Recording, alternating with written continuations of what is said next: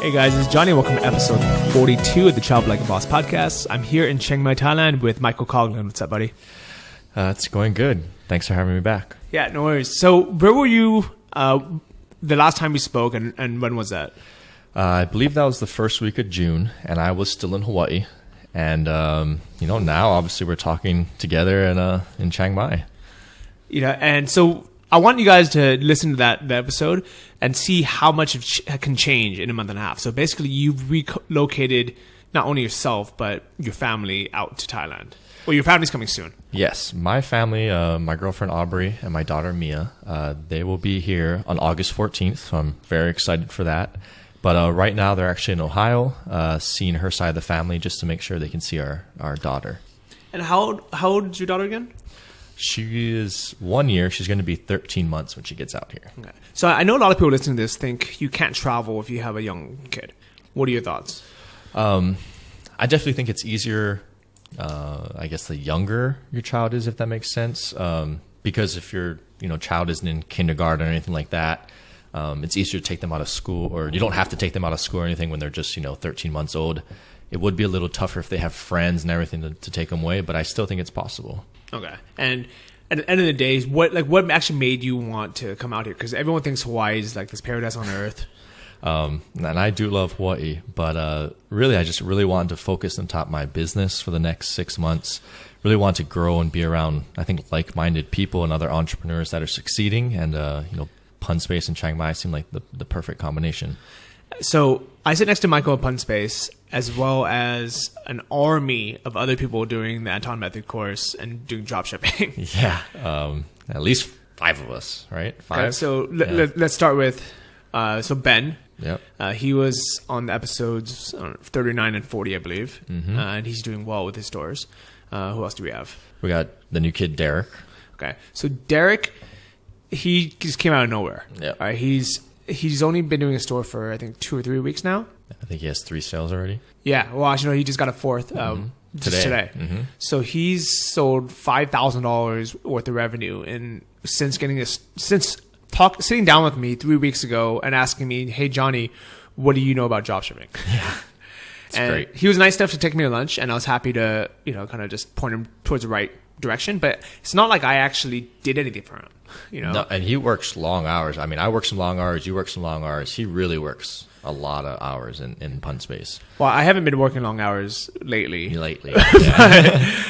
When I got started, I was basically Derek. I would sit at Pun Space from morning till night and work. And he put in hours. He was working on a Sunday, when I was out, at the pool hanging out with my girlfriend. Mm-hmm. He was like, I need to get this to work. Yep.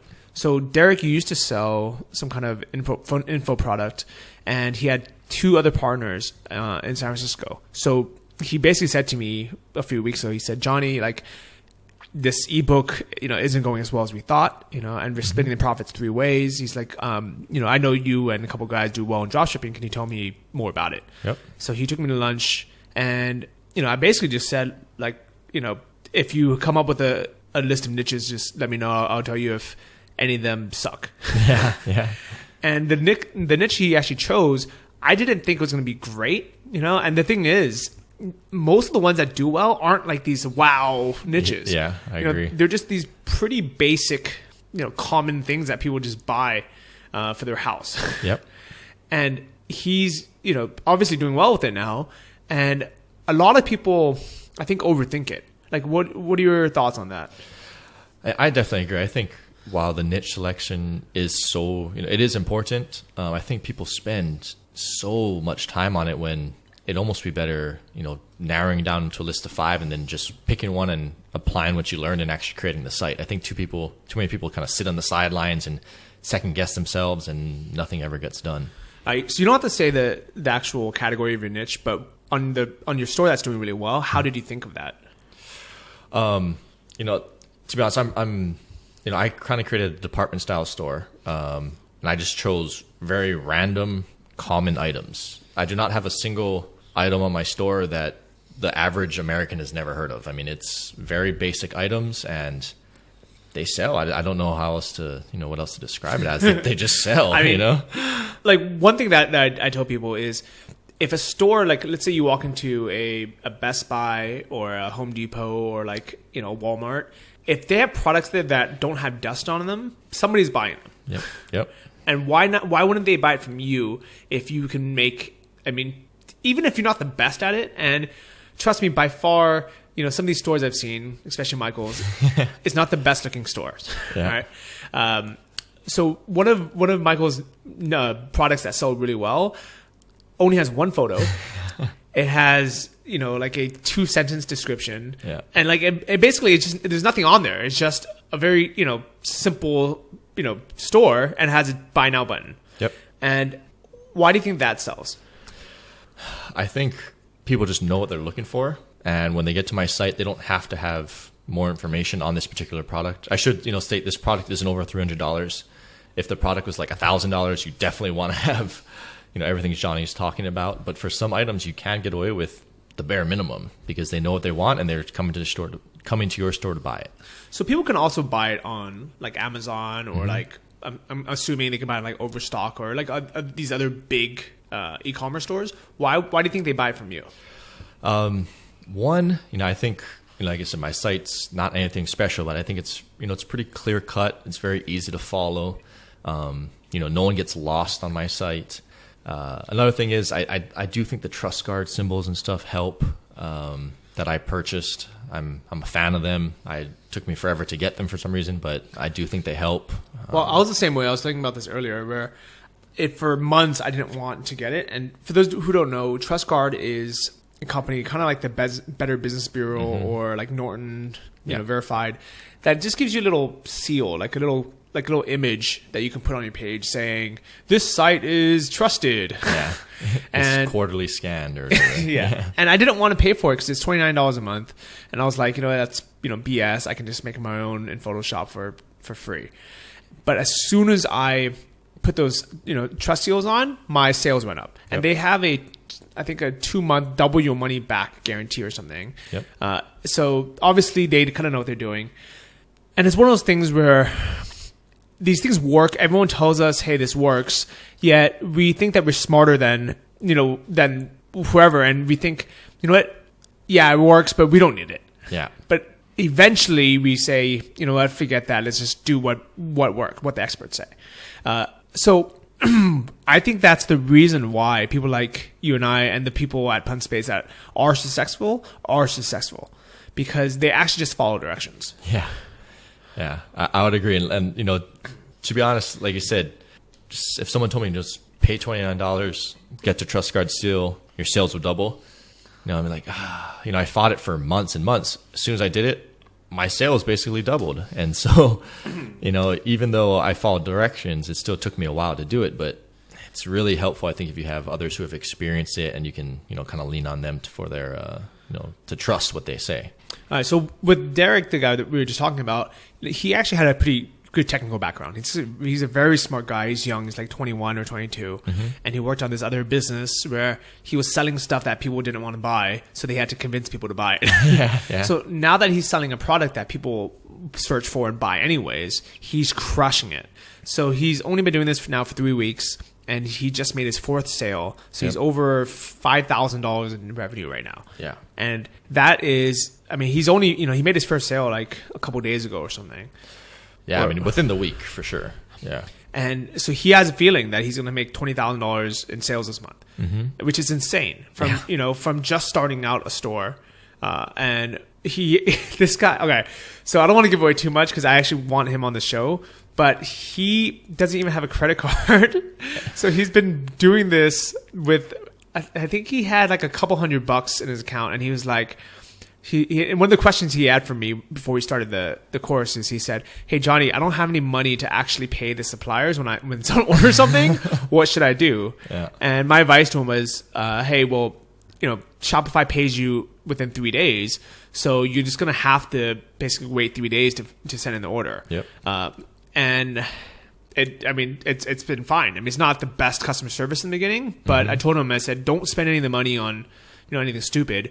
You know, as soon as you get your first profit, just have that as your buffer, and then use your debit card. Yep. So even in his situation, he made it work.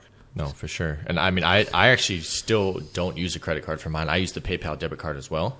And so, I mean, PayPal is maybe a little bit easier because it does go in like same day, the money. Dude, why don't you have a rewards card?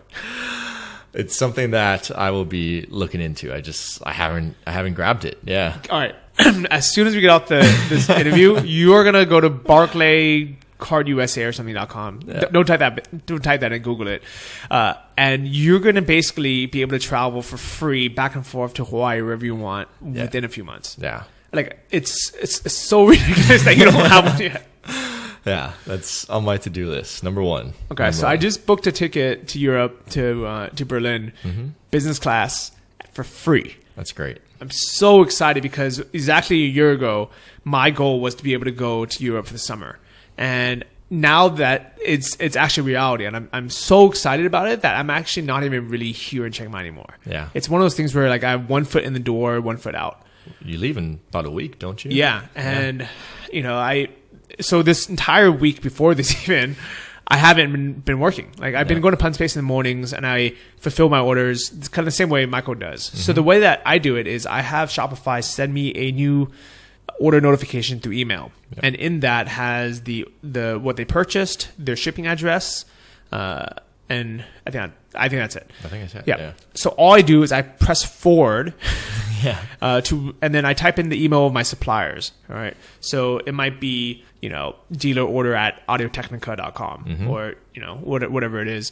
And I just write, hey guys, you know, here's a new order for dealer number. And, you know, sometimes I give you a dealer number, but they see your email anyway, so they know who you are.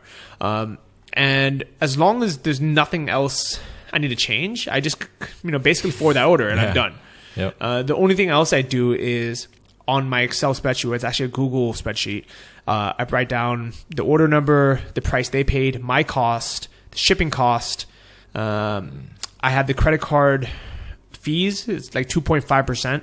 Yeah. And then my profit from it. And the only reason why I do that daily, I can do that at the end of the month, but it takes me 2 seconds literally to do it. And I like seeing how much I made. Yeah. Oh, for sure. Yeah. I actually need to start doing that. I was going to tally it up at the end of each month, but daily is probably a better route. Yeah, and it's fun. And it's fun to be able to set goals. Yeah. Like, have you? So I don't know if they have it for.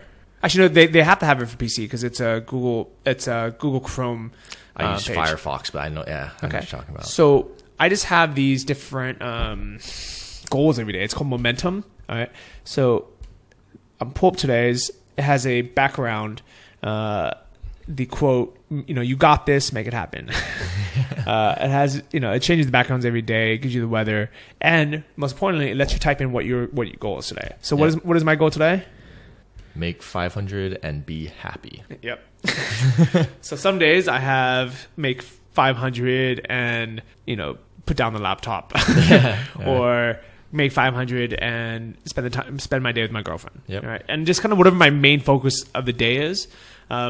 And the thing is, I don't always make $500 in profit every day, but by putting that in the morning, I have a focus in my mind how much I want to make. Yep. And then when I fulfill the orders and I update that spreadsheet, it makes it really easy to see how close I am to that goal. Yeah. And ever since I've actually been doing this, I've been hitting those goals more often than not, which really makes me excited. Yeah, I mean that's a great number to hit every day. Thank you very much, sir. Well, I mean, you had your biggest day a couple days ago, didn't you? Ever? Your biggest sale day? Yeah, I think so. Yeah, I had a $3,000 sale the other day.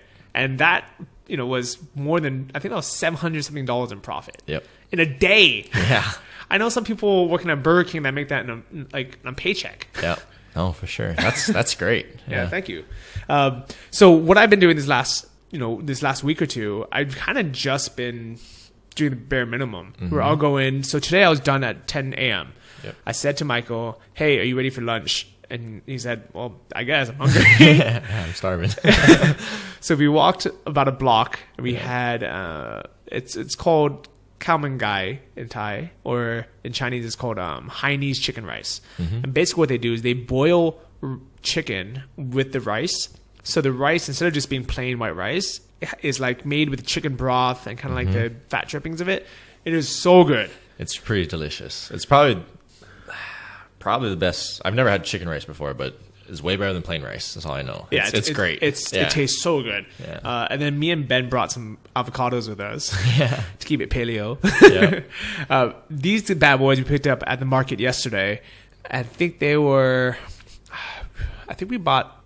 Let me think. We bought 9 avocados for like $9 or something. So like $1 a piece, and they were huge, and just so fresh, like super good. And the lunch today was, I don't know, mine was at like $1.05 in US. Yeah. And I think me and Ben ordered 2 portions, so ours is a little bit more, but it was still under $2. Yep. And such good food, so convenient. And then I spent the rest of the day watching Game of Thrones. Yeah. And this is one of those things where you can't do this if you have a normal job. You can't just say, hey, it's 10 o'clock. I'm done for the day. There's nothing else I need to do. I'm just going to go and watch TV at home. Yep. I mean, I'm sure some of you guys do that, but you can't do that forever because you're going to get fired. But for me, like what I like so much about this lifestyle is when we feel productive and there's things to do, we can put in those 8 or 10 hour days and get direct results from it. And then, once we feel a little bit burnt out or we feel like, just taking a break, we can just scale back and say, hey, this week I'm only going to work an hour a day. Oh, for sure. I mean, just like this past, Saturday, I did work. I think I put in like 6 hours. But on Sunday, I ended up sleeping like 15 hours of the day. And I still woke up to 3 sales with over $800 in revenue. Yeah, and that's awesome. I mean, that's while you're just sleeping, jet lagged from your travel. Yeah. And so, I mean, definitely, I agree 100%. There's just not many other businesses out there like this. But here's the craziest part is, so a normal job, you only get paid when you're actually working, right? And maybe you get some sick days if you're, so if you're sick, you can still get paid for it. Yep. But things you don't get paid for are like weekends.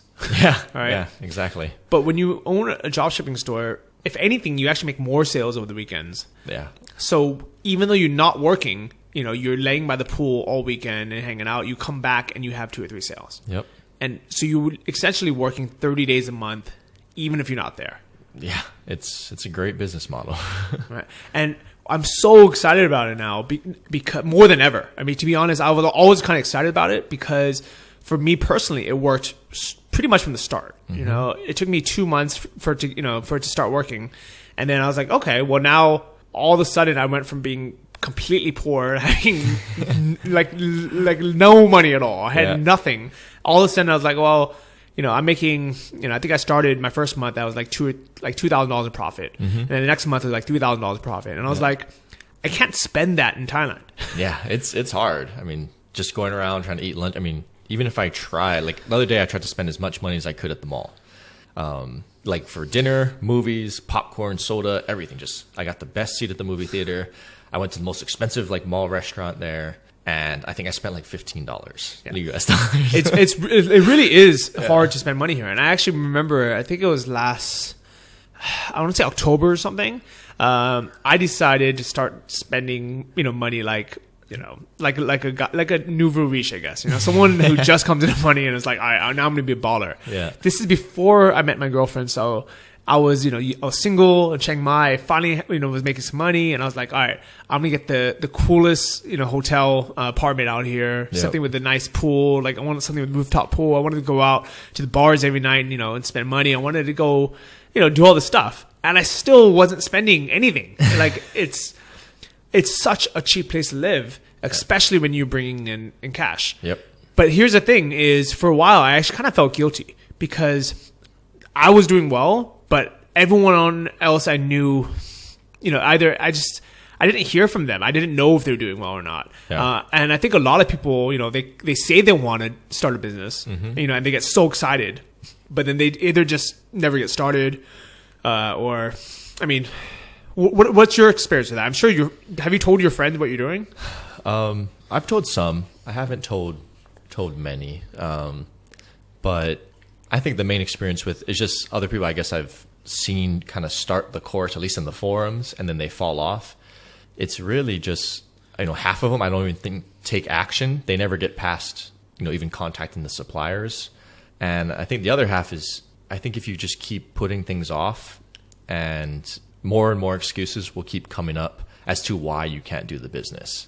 I think what, like you said, our backs are against the wall, but I think we were also doing this 100% of the time. We weren't trying to work 50-hour weeks and then try to do this on the weekend. And I think that's what really made it successful from the start, along with everyone else at Pun Space who's been succeeding lately. Definitely. And you can make it work by having a full-time job. There's a guy, I remember working a 40-hour... Isaac. Was it Isaac? Yeah. He works 40 hours a week, and he has a kid. Yep. And the only time he has to work at a store is Sunday nights at like 2 a.m. when everyone's sleeping. Yeah. And he's making it work. Yep. So it's not impossible, but it's a heck of a lot easier, doing this full-time. Yep. 100% agree. So in this last week that you've been here, away from your girlfriend, your kid, how productive have you been versus being back home? Definitely more productive. I take longer lunch breaks and whatnot now because the food's so good. Like I've noticed that I'll go to one place and eat, and then I'll go and grab a second lunch later. But I've been consistently putting in about 10 to 14-hour days, and I think the revenue speaks for itself. I think, you saw my thing lately. I think 3 days out of the week I hit $1,000, and I think only one day I haven't had sales, but every other day was 600 and up, and with again 3 days hitting $1,000 in revenue. So what is your goal for why are you putting in all of this time?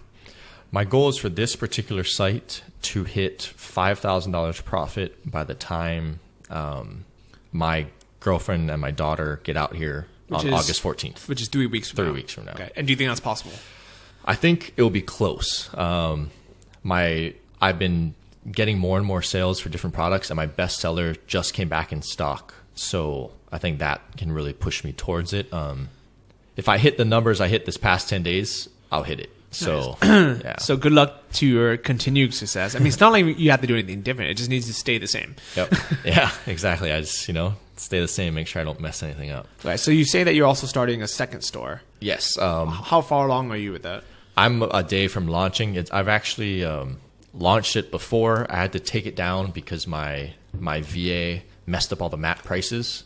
And so the good news is the suppliers actually contacted me and told me, hey, your prices are all wrong. And, so the fact that they watch that out makes me feel better, So mat pricing is minimum advertised price. So there's, these are the suppliers that you do want to work with because they basically enforce that other people aren't creating price wars and undercutting each other. And that way, even if everyone is discounting it, it's still profitable always. So that's actually a good thing. Yeah. And it helps you compete against Amazon and Wayfair.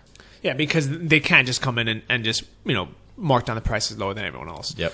So that's actually one of the big reasons why we can compete against Amazon or Wayfair or Overstock or any of these big companies or like even Walmart or even Costco. Yep. Is because the manufacturers that sell to them have a minimum price. I guess it's almost minimum almost sounds redundant. It's like the maximum discount that they can put on a product. Yep. So that way, even though we're these small stores, we are not more expensive than Costco. Yep. If anything, we can give them a better shopping experience. Like if you ever try to order something from Costco.com, it's a pain in the butt. So you might as well order from michaelstore.com. Yeah. Please order from me. I love that. Okay, so let's talk more about this dropshipping army that we have here. So who else haven't we mentioned yet? There's Chris from Canada. And trying to think. There's Chris from Canada. There's the guy Tyler, who you said was there for a couple days. Yeah, so Chris was just here. He was here for like a week or so. Oh, no, maybe he was here for a month, but we only caught him for the last week. Okay, is that what it was? Yeah. So he's from Canada. I thought he was Hawaiian. Yeah, he looks it. He's a really nice guy. And Yeah. so he actually joined Anton's course through something called Project 1%, which I don't know if you're supposed to talk about or not, to be honest. It's like the fight club for entrepreneurs. Yeah. But what it was, and actually, no, you know what? We did talk about it briefly in one of the very early on episodes with Kurt Makula. We talked about the mindsets for starting an online business. And Kurt was originally involved in the launch of Project 1%. And what that is basically a private group where people paid, I think they paid a lot of money. I think they paid... It's a ton. Like $10,000, was it? It's over 5,000 for sure. Okay. Yeah. So they paid a lot of money to be part of this mastermind group. But when I asked, Chris about it, I said, was it worth it? He said, yes, it 100% was. Even though so what it was is you join this group, you have these, calls and mastermind groups, and then ultimately they introduce you to forms of online business that work. So they do the filtering for you, and a lot of that's actually worth it already. So instead of you chasing your tail for 5 months, they say, hey, here's access to a training course that we know it works, and they paid for the access because you already spent all this money with them, so they're not going to charge you again for it. So they say, here is membership to Anton's course. We know this works, and we're going to coach you through it. And even though technically Chris could have just found Anton's course on his own and signed up for it and paid $500 instead of paying $5,000, he still said it was worth it. And the reason behind that is he said that the 2 months before they even introduced him to the course, they made sure that he was in the right mindset to be successful. And Chris is successful, and he's making money, and he's making all his money back from that, and he has the skills for it. So at the end of the day, it was worth it for him. Yeah. What's interesting is if I remember when he was talking about this, if I remember correctly, he was saying how they tried to get them into a mindset of kind of how where we were forced to succeed. They were trying to get them to have a mindset of that without putting his family in money constraints or anything like that. So if you're a guy that that you don't have your back against the wall, but you want the motivation of it, then that's a good way to go. That makes sense. Or you can just go to antonmethod.com and then sign up for the course. But not everybody who does it succeeds. But here's the thing: is 100% of the people who have not actually made their stores live yet, which means nobody can actually go to the website. None of those people are doing well. No. Why do you think that is? Because their store's not live. But the thing is, how long does it actually take to get your store live? My first one did take a little while, but my second one, I could have it done in 80 hours, up and running with products live, Google Shopping, everything set up. So if you worked on that full time, that's 2 weeks. 80 hours sounds like a lot, but that's 2 weeks. Yeah. And if you want to stretch that out, you could stretch that out to 2 months even. Yeah. Or you could, cram it in as long as you're not missing any basic steps. But, I cram mine into a week. And that's insane. Yeah. I wouldn't do that. Yeah. And unfortunately, there's a lot of people who sign up for these courses that don't take action. They kind of, they in their mind, they're like, I want to do it. And then 4 months later, they're like, still hasn't happened. They still haven't done anything yet. And then luckily, I think at least with Anton's course, people know it works. So they never complain about it because they know it's kind of their own fault if they don't if they don't make it work. But a lot of times with other things that aren't as clear, you might start second guessing yourself or doubting and say, I'm sure there's people out there in the world that are like, it is impossible to make money online. Yeah. Online businesses don't work. All right. Yeah. And the thing is that negative mindset, will make it so it doesn't work. But 100% of people that I've met now who actually dedicate themselves to it now are successful. They've not only made their money back that they invested, which actually isn't even that much. No. Especially compared to a real business. Yeah. Derek made his money back in the first sale. Yeah. And he made it back within 2 or 3 weeks. Yeah. Which is insane. Because then now he's on his way to making, God knows how much. Yeah. That guy might just crush it. Yeah. That one site he has right now could maybe be a 5-figure profit site. It's the prices, the items are expensive enough and the profit's big enough where he might be able to hit it. Yeah, and and he's a smart kid. Yeah. And all he did, all right, okay, so if you want to follow this guy's, basically his mindset was he said, who around me is making money online? And he said, oh, the guy sitting opposite me at Pun Space. Yeah. Can I take you to lunch? Yeah. And I hear free food, okay. Yeah. All right. And I sit with him and he gives me a list of niches that he's like, maybe these will do well.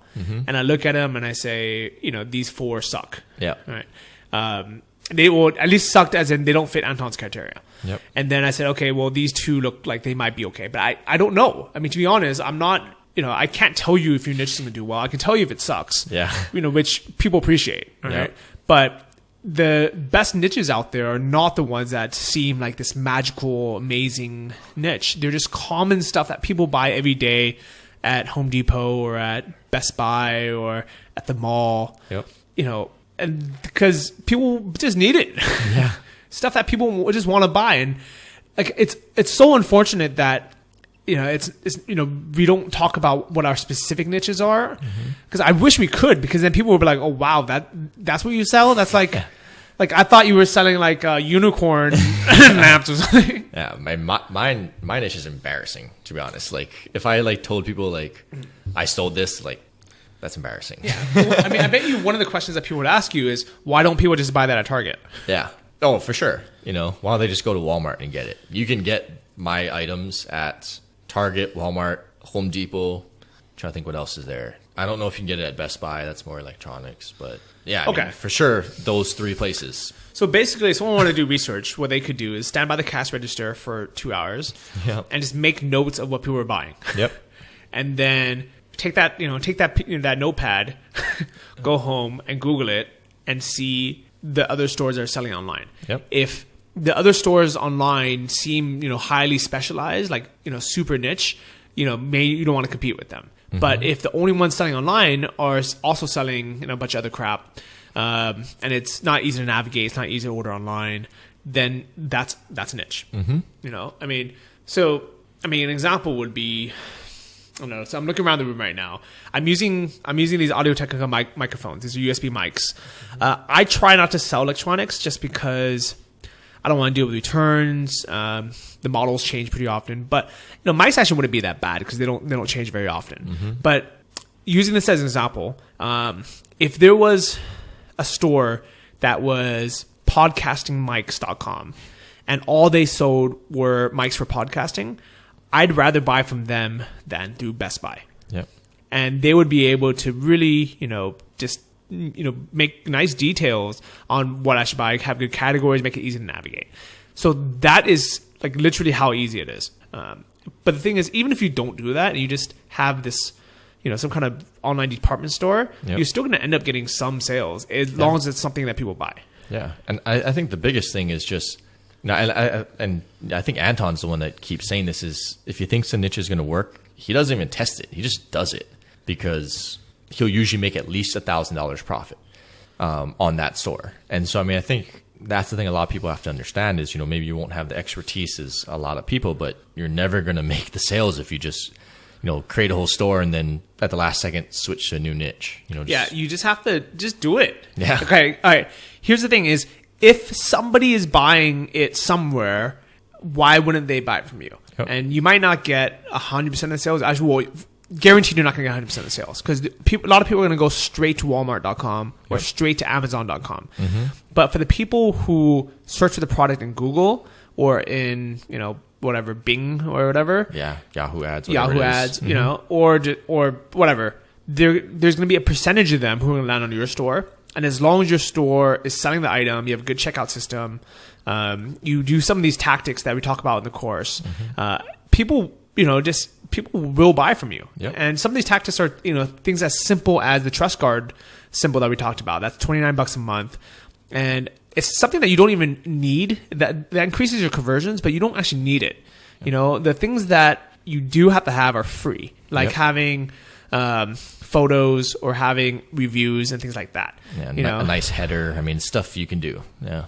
And the thing is, like, so the reason why even with my best friends, when my sister asked me, it's like, Johnny, can you teach me how to start a store? I say, yes, go to antonmethod.com and follow the directions. Yep. And the reason why I always make people go there is if you have me explain it to you, I'm going to miss about 90% of what you need to do. Yep. Even you today, right? Like, I bet you, like, there's tons of things that we've missed out on that if we rewatched all the videos and actually did exactly what he said, that we would probably make more money. Yeah. Oh, I have no doubt. And it's like we talked about last time, is I try to reread like your progress thread or my progress thread from the beginning just to see all the steps and whatnot, especially every time I create a new store, just because I know I'm going to miss something.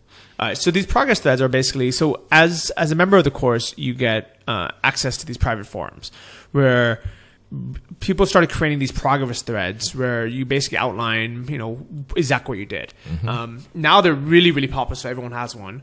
But Michael's and mine are probably the two longest ones because I think mainly just because we started ours the earliest. Yeah. And there's like hundreds of replies on there. But basically what it is if you go back to mine, May 2013, which is exactly 14 months ago, I wrote, "Hi, my name is Johnny, and I'm starting an e-commerce store today." Yep. Today, I have went to ca.gov to get a EIN number. Yep. I got a federal EIN number.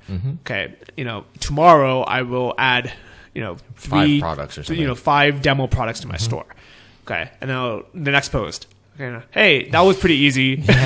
Today I called my first supplier. Yep. Yay, I got an application. And then I'll ask a question like, how do I fill out this application? Yeah. And people smarter than me will reply, say, all right, this is what you want to write on there. And, pretty much I think the reason why people are doing so well now is because all that information is now kind of out there in our progress threads where people have like a roadmap to follow. Yep. Versus like when I started mine, there wasn't anyone who was successful that was, really kind of spilling the details of it.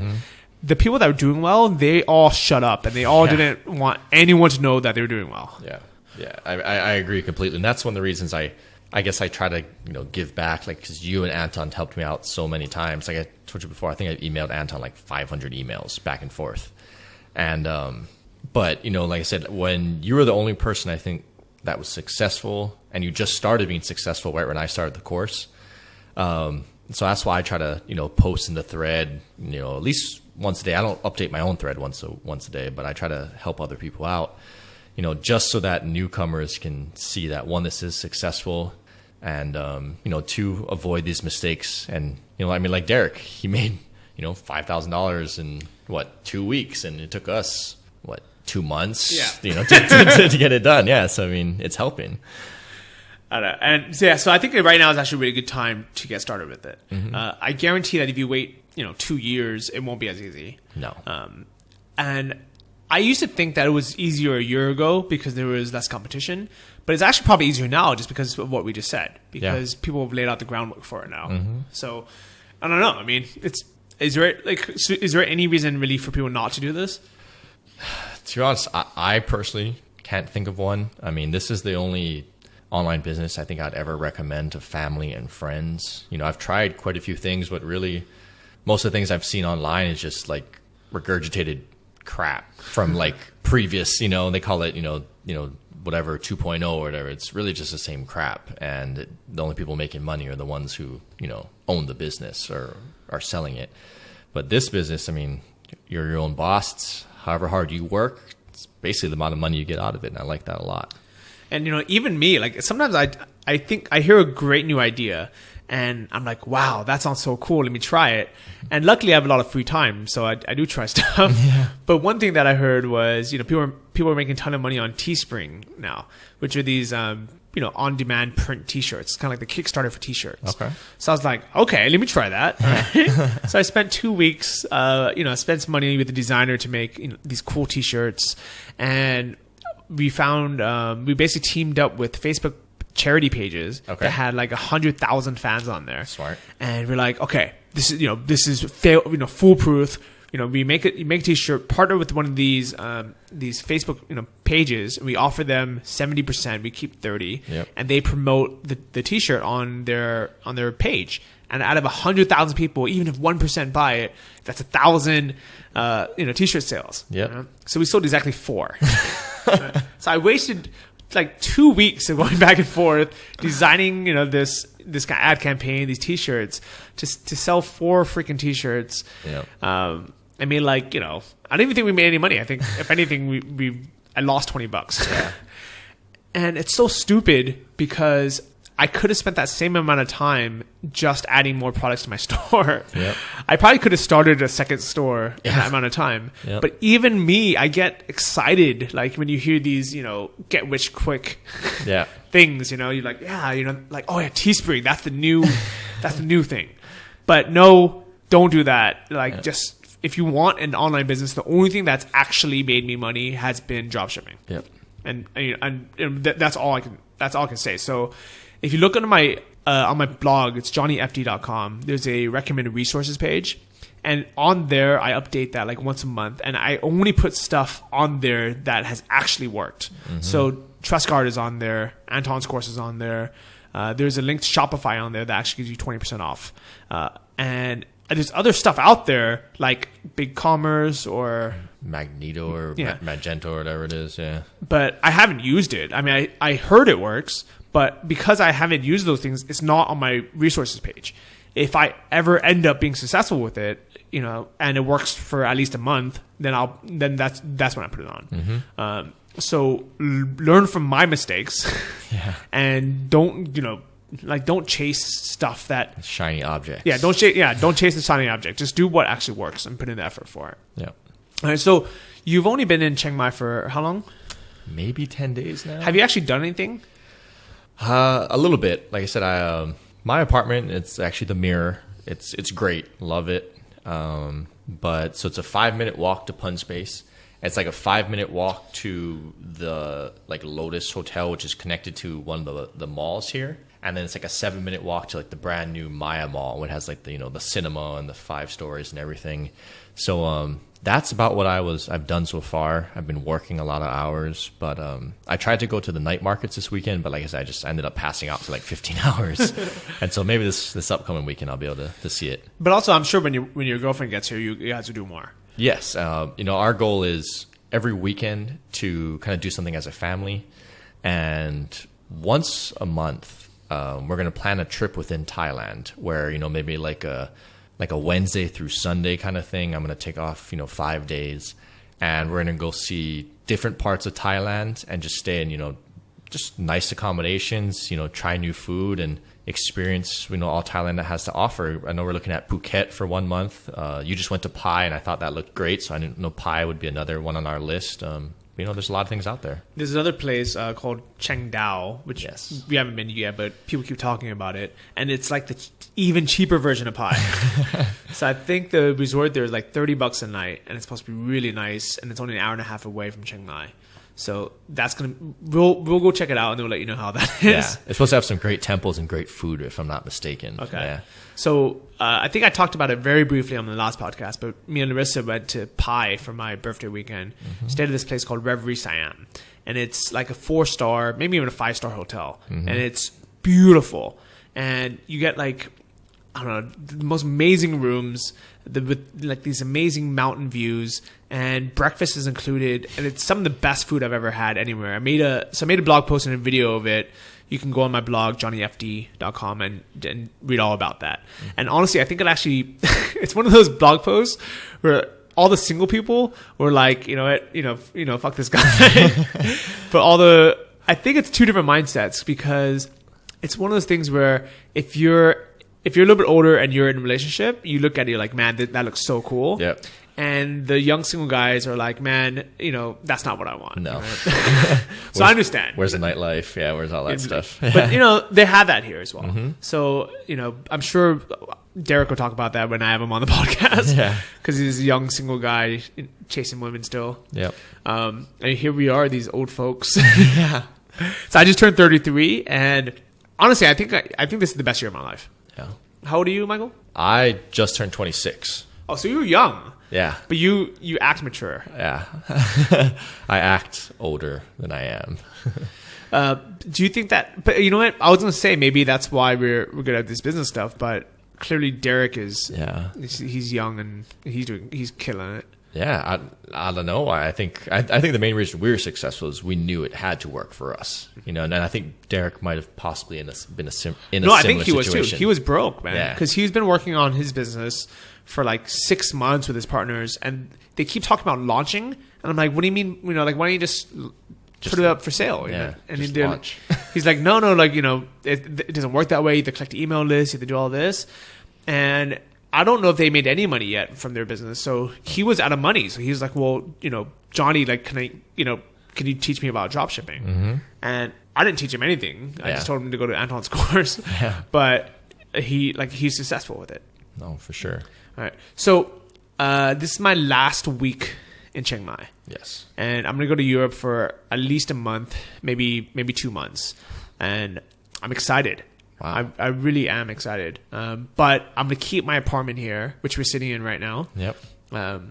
It's right behind Pun Space, and it's $200 a month. Yeah. It's 6,500 baht, which is $210 a month. Yep. So I'm just going to leave it empty. And it's one of those things where you can't do that back at home. You can't just decide to, I'm going to take 2 months off and just, not pay rent. Yeah. No, I mean, especially the deal you have here, and it's literally 30-second walk to Pun Space. I mean, it's great. It's a great location. It's a great apartment. But I think it's cool that because you have your girlfriend and your kid, you need a bigger space. Mm-hmm. So what do you pay? I think it's going to be just under $400. Right. But, it's a brand new building. It's beautiful. It's a separate 1-bedroom. Yep. You post pictures of it on the thread on the on Antom's forums, and somebody said that it was much nicer than their $2,000 apartment back home. Yeah, I mean it's great. It's a nice modern apartment. Like I said, the convenient location to the malls and to Pun Space is perfect. It's a great location. I'm really happy. The other thing I was just talking to Johnny about, I wish they had a laundry service.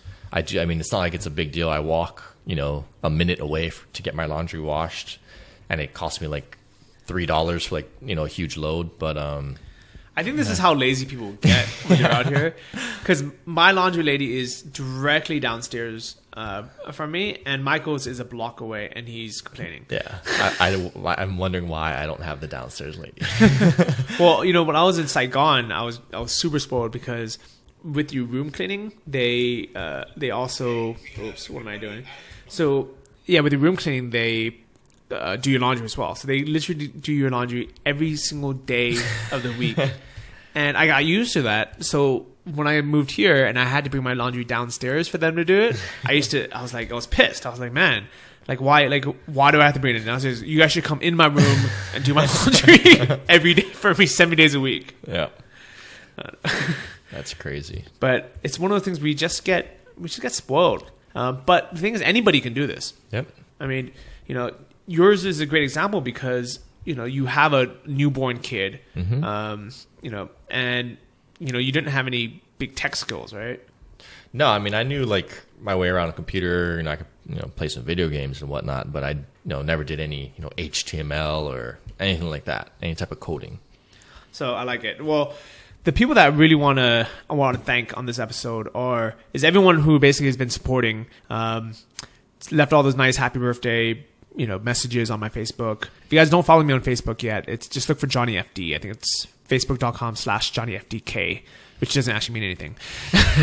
All the people on Twitter that shout out, but especially the people that took the time to write iTunes reviews, because if you like this podcast and it's something that helps you, the best way that you can shout out and support is by either telling your friends or writing a iTunes review so more people can find it. So shout out to Brian at One Away. He wrote, "Just got back from listening to podcasts specifically for the passive income and e-commerce information. There are a lot of people out there who are so popular and successful, but sound condescending when they talk about how successful they are and how they are so knowledgeable. Johnny is like an old friend from your hometown who is trying to share with you his success and how you can do it too. After all the other noise out there, I'm always coming back and listening to his podcast to get inspired and motivated. Just wish I would have known about this when I was living in Chiang Mai. If you've had a taste of what it is like to live in Chiang Mai or Southeast Asia, you will definitely relate to why he's so passionate about it. I appreciate his humility and openness. I'm rich, bitch." I just added that last part. From Andrea, Johnny is constantly sharing great interviews, tips, and stories about the adventures abroad. His podcast not only helps you realize how attainable this lifestyle is, but it gives you amazing tips to get here. And the last one I want to share with you guys is from CJC, who actually left the review on the day of my birthday, July 11th. Out of the dozens of weekly podcasts I listen to, this is one I look forward to most every week. Johnny provides outstanding content every week, from personal to professional motivation to insider tips and lifestyle design. Thank you, Johnny. Thank you, guys. Thank you, Michael, for being on the show. Any kind of last words you want to shout out to everyone? No, thank you once again for having me, and I look forward to meeting more entrepreneurs out here in Chiang Mai. Yeah, and thank you, Michael, for bringing. He brought me 6 boxes of dark chocolate covered macadamia nuts from Hawaii. So that was awesome of you. 1 box would have been fine, but appreciate that. So everyone, thanks for listening so much, and keep in touch. Find me on Facebook or on Twitter. Check out the show notes. This is episode 42 of the Travel Like a Boss podcast. And on there, I'll put links to everything with like Anton Method, the 20% off Shopify coupon, and all the other cool stuff. See you guys. Thanks. Thank you for listening to the Travel Like a Boss podcast.